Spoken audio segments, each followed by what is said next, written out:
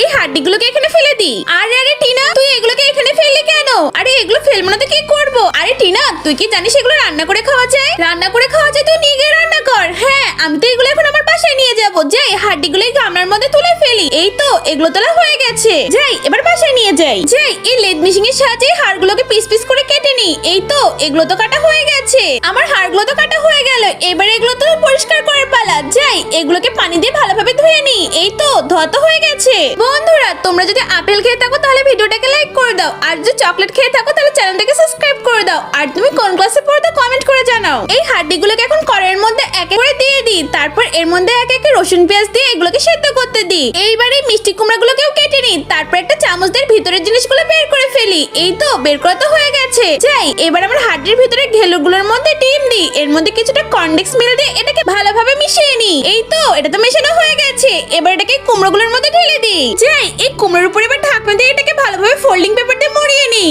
এই তো আমার সবকিছু তো রেডি হয়ে গেছে। আরে চম্পা, তুই তো সব রেডি করে ফেলেছিস। হ্যাঁ রাজু, চল আমরা এখন গিয়ে এগুলোকে খেয়ে টেস্ট করি। আরে দেখে তো মনে হচ্ছে এটা দারুণ হবে।